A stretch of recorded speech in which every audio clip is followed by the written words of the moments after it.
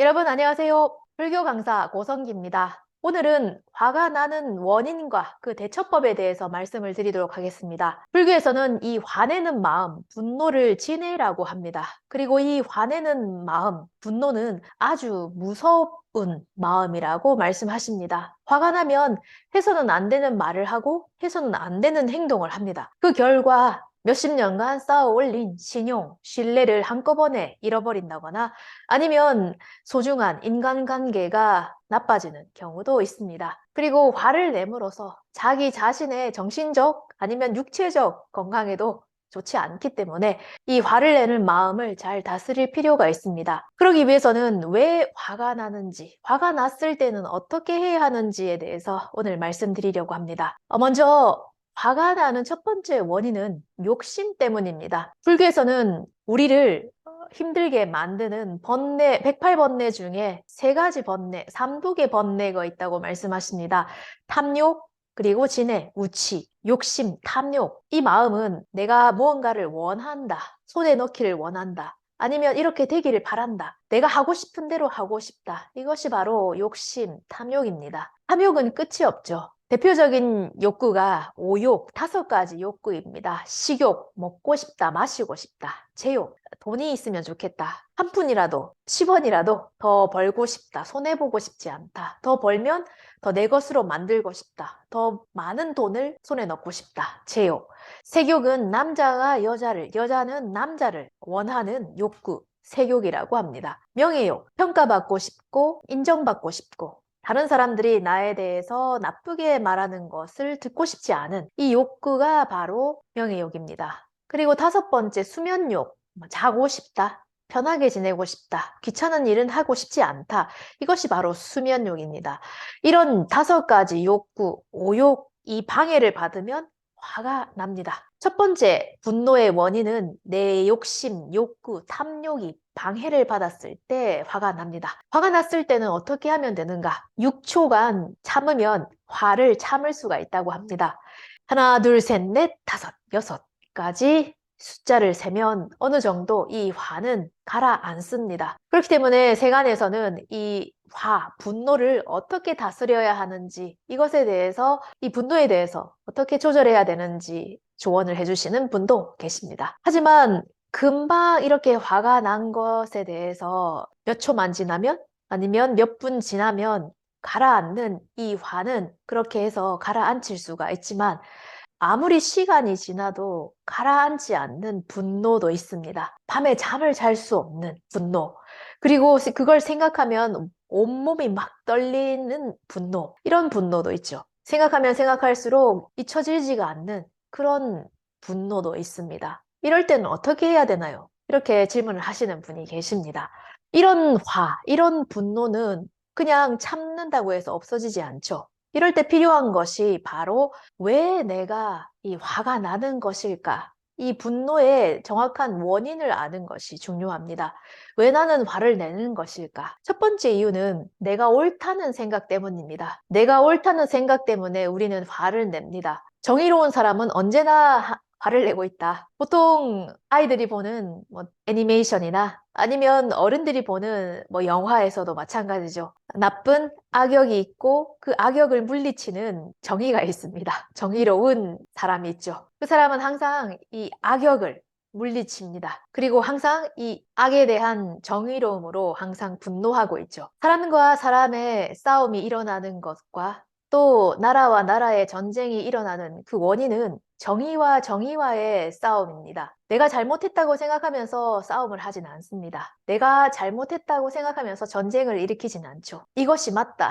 이것이 정의다. 이것이 옳다고 생각하기 때문에 싸움을 하고 전쟁을 일으킵니다. 항상 내가 옳다는 이 생각 때문에 우리는 화를 냅니다. 그리고 옳지 않은 상대방에 대해서 화를 내죠. 상대방이 잘못하고 있는 점, 상대방의 옳지 않은 점, 상대방의 결점을 지적하면서 그리고 상대방을 공격합니다. 하지만 항상 내가 옳은 것일까요? 언제나 나는 옳은 선택과 판단을 하는 사람일까요? 이걸 한번 생각해 볼 필요가 있을 것 같습니다. 이 옳다고 생각하는 사람은 자기 주장을 굽히려고 하지 않습니다. 그리고 그걸 끝까지 밀어붙입니다. 자기가 잘못됐을지도 모른다. 내 판단이 잘못된 판단일지도 모른다고 생각하면 멈춰서서 한 번 더 생각해 볼 시간을 가지기도 하지만 내 생각이, 내 주장이 내가 하는 것이 옳다고 생각하는 사람은 결코 자신의 뜻을 굽히려고 하지 않습니다. 언제나 내 주장이, 내 생각이, 내가 하는 행동이 옳은지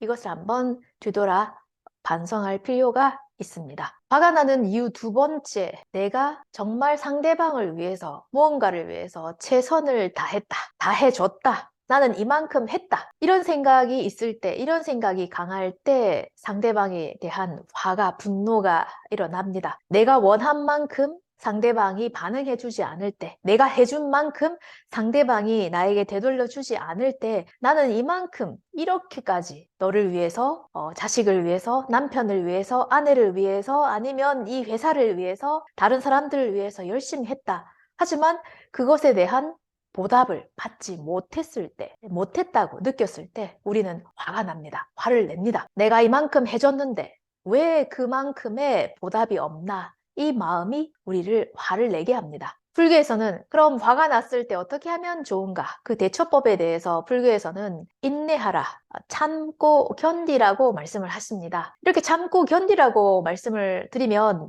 그럼 상대방이 진짜 잘못했다. 누가 봐도, 누가 그걸 들어도 그 상대방이 진짜 잘못했음에도 불구하고 그걸 참아야 하나, 내가 꾹 참아야 하나, 진짜 참으면 병이 날 것 같다라고 말씀하시는 분이 계십니다. 그렇기 때문에 상대방이 잘못을 인정하게끔 보복을 해야 한다. 아니면 되돌려줘야 한다. 되갚아줘야 한다. 이렇게 말하는 사람이 있습니다. 하지만 보복이라는 것이 결코 자신에게 행복한 결과를 가져다 주지 않습니다. 보복은 남에게 대해서 되갚아주는 이 안갚음은 그런 씨앗을 뿌린 그런 행위를 한 자신에게 그 결과가 다시 되돌아옵니다. 물론 나쁜 짓을 한 누가 봐도 틀린 그 상대방에 대해서 그냥 참아야만 하는가라고 생각하실지 모르겠지만 그런 나쁜 행위를 하는 상대방은 자업자득, 자인자과 자기가 한 행위의 결과는 자기가 받아야 합니다. 뿌린 씨앗은 그 사람이 거둬야 합니다. 어디 가지 않습니다. 그렇기 때문에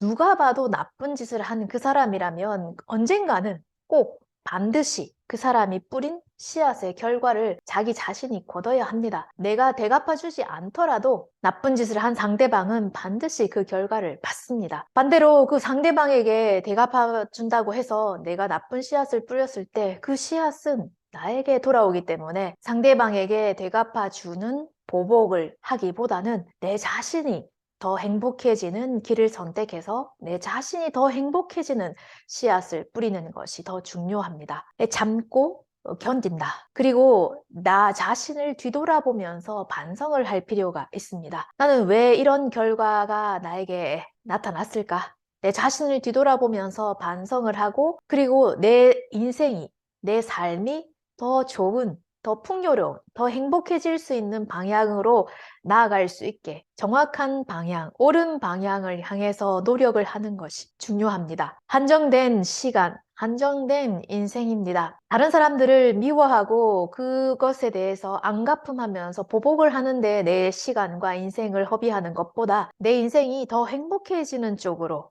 시간을 쓰는 것이 더 현명한 길입니다. 오늘은 불교에서 말씀드리는 분노, 화가 나는 원인에 대해서 말씀을 드렸습니다. 왜 화가 나는가? 첫 번째는 내 욕심, 내 탐욕, 내가 원하는 대로 되지 않을 때입니다. 내가 원하는 것을 방해하는 사람, 방해하는 것에 대한 분노입니다. 금방 사라지는 분노도 있지만 금방 사라지지 않는 분노도 있습니다. 그런 분노는 어떻게 해야 하는가? 왜 화가 나는지 그 원인을 정확히 아는 것이 중요합니다. 화가 나는 두 번째 원인은 내가 옳다고 생각하기 때문입니다. 정말 내가 옳은지 아닌지 뒤돌아 반성을 해볼 필요가 있습니다. 화가 나는 세 번째 원인은 내가 이렇게 이만큼 너를 위해서 누군가를 위해서 이만큼 했다. 하지만 이만큼 해줬지만 왜 그에 대한 보상이 없나? 보답이 없나? 이런 마음이 화를 불러옵니다. 내가 어떻게 하면 더 행복해질 수 있는가? 이것에 집중하면서 나 자신을 뒤돌아보고 반성하고 또 행복해질 수 있는 옳은 방향을 향해서 행복해지는 씨앗을 뿌리는 것이 더 중요하다고 오늘 말씀을 드렸습니다. 관심 있게 보셨다면 구독과 좋아요 부탁드립니다. 또 이런 내용의 영상을 듣고 싶다, 관심 있다, 이런 내용 있으면 댓글로 달아주시면 그 영상에 대해서도 또 올려보도록 하겠습니다. 그럼 오늘도 끝까지 시청해주셔서 감사합니다.